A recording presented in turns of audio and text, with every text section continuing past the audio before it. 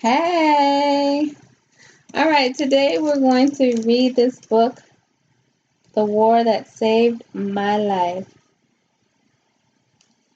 and reading by Stacy and Uriah. And the book is made by Kimberly Brubaker Bradley, the acclaimed author of Jefferson Sons. All right, so we're going to start off with the very first chapter. Ada, get back from that window, Ma'am's voice shouting. Ma'am's arm grabbed mine, yanking me so I toppled off my chair and fell hard to the floor. I was only saying hello to Stephen White. I knew better than to talk back, but sometimes my mouth was faster than my brain. I'd become a fighter that summer.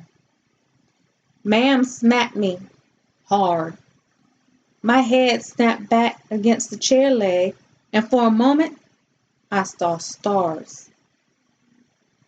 "Don't you be talking to nobody," Ma'am said. "I let you look out that window out of the kindness of my heart, but I'll board it over if you go sticking your nose out, much less talking to anyone." "Jamie's out there," I mumbled. "And why shouldn't he be?" Ma'am said. "He ain't a cripple, not like you." I clamped my lips over what I might have said next, and shook my head to clear it. Then I saw the smear of blood on the floor. Oh, mercy. I hadn't cleaned it all up from this afternoon. If Ma'am saw it, she'd put two and two together fast. Then I'd be in the soup for sure. I slid over until my bottom covered the blood stain, and I curled my bad foot beneath me. "You better be making my tea," Ma'am said. She sat on the edge of the bed and peeled off her stockings, wiggling her two good feet near my face. "I'm off to work in a bit." "Yes, ma'am." I pushed my window chair sideways to hide the blood. I crawled across the floor, keeping my scabbed over bad foot out of Ma'am's line of sight. I pulled myself onto our second chair, lit the gas ring, and put the kettle on. "Cut me some bread and dripping," Ma'am said. "Get some for your brother, too." She laughed. "And if there's any left, you can throw it out the window.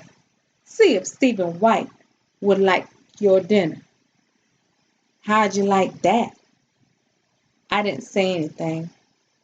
I cut two thick slices off the bread and shoved the rest behind the sink. Jamie wouldn't come home until after Ma'am left anyhow, and he'd always share whatever food there was with me. When the tea was ready, Ma'am came to get her mug. "I see that look in your eyes, my girl," she said. "Don't start thinking you can cross me. You're lucky I put up with you as it is. You've no idea how much worse things can be." I had poured myself a mug of tea, too. I took a deep swallow and felt the hot liquid scald a trail clear down to my gut. Ma'am wasn't kidding, but then neither was I. There are all kinds of wars. This story I'm telling starts out 4 years ago, the beginning of the summer of 1939. England stood on the edge of another great war. Then the war we're in the middle of now. Most people were afraid. I was 10 years old. though I didn't know my age at the time. And while I heard of Hitler, little bits and pieces and swear words that floated from the lane to my third floor window, I wasn't the least concerned about him or any other war fought between nations. You'd think from what I've already told you that I was at war with my mother. But my first war, the one I waged that June, was between my brother and me. Jamie had a mop of dirt brown hair, the eyes of an angel, and the soup of an imp. Ma'am said he was 6 years old and would have to start school in the fall. Unlike me, he had strong legs and two sound feet on the ends of them. He used them to run away from me. I dreaded being alone. Our flat was one room on the third floor above the pub where Ma'am worked nights. In the mornings, Ma'am slept late, and it was my job to get Jamie something to eat and keep him quiet until she was ready to wake up. Then Ma'am usually went out to shop or to talk to women in the lane. Sometimes she took Jamie with her, but mostly not. In the evening, Ma'am went to work, and I fed Jamie tea and sang to him and put him to sleep. And I had been doing all that for as long as I could remember, from the days when Jamie still wore diapers and was too small to use the pot. We played games and sang songs and watched the world out the window. The Iceman and his cart, the Rag and Bone Man and his shaggy pony, the men coming home from the docks in the evenings, and the women hanging out, washing, talking on the stoops, the children of the lane skipping rope and playing tag. I could have gotten down the stairs even then. I could have crawled or scooted on my bottom. I wasn't helpless. But the one time I did venture outdoors, Ma'am found out and beat me until my shoulders bled.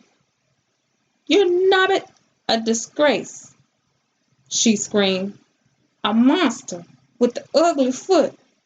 You think I want the world seeing my shame?" She threatened to board over my window if I went downstairs again. That was always her threat to me.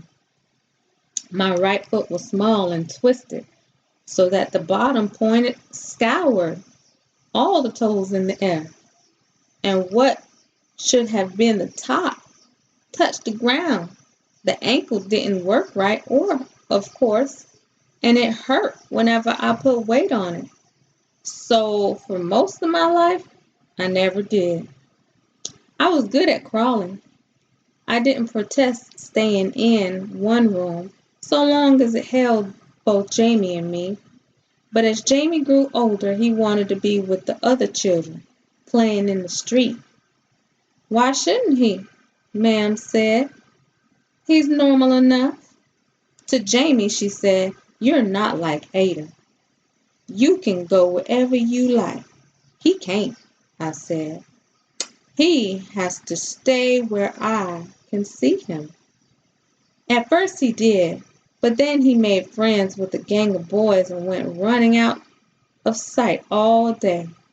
He came home with stories about the docks on the river Thames, where big ships unloaded cargo from around the world. He told me about trains and warehouses bigger than our whole block of flats. He'd seen St. Mary's, the church by whose bells I marked time. As the summer days grew longer, he stayed out later and later, until he came home hours after Ma'am left. He was gone all the time, and Ma'am didn't care. My room was a prison. I could hardly bear the heat, and the quiet, and the emptiness.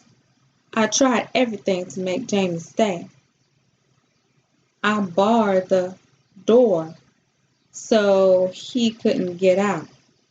But he was already stronger than me. I begged and pleaded with Ma'am. I threatened Jamie, and then, one hot day, I tied his feet and hands while he was sleeping. I would make him stay with me. Jamie woke up. He didn't scream or shout. He thrashed once, and then he lay helpless, looking at me. Tears slid down his cheeks. I untied him as quickly as I could. I felt like a monster. He had a red mark on his wrist from where I had pulled a string too tight. I won't do it again, I said. I promise I'll never do it again. Still, his tears flowed. I understood. In all my life, I'd never hurt Jamie. I'd never hit him. Not once. Now I've become like Ma'am. I'll stay inside, he whispered. No, I said. No, you don't need to. But have some tea before you leave. I gave him a mug and a piece of bread and dripping. It was just the two of us that morning. Ma'am gone, I don't know where. I patted Jamie's head and kissed the top of it and sang him a song and did all I could to make him smile.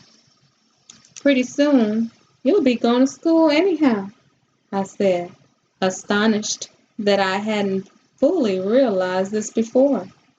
You'll be gone all day then, but I'll be okay. I'm going to fix things so I'll be okay. I coaxed him into going out to play, and I waved to him from the window. Then I did what I should have done to start with. I taught myself to walk. If I could walk, maybe Ma'am wouldn't be so ashamed of me. Maybe we could disguise my crippled foot. Maybe I could leave the room and stay with Jamie, or at least go to him if he needed me. That's what happened, though not the way I thought it would. In the end, it was the combination of the two, the end of my little war against Jamie and the start of the big war, Hitler's war, that set me free.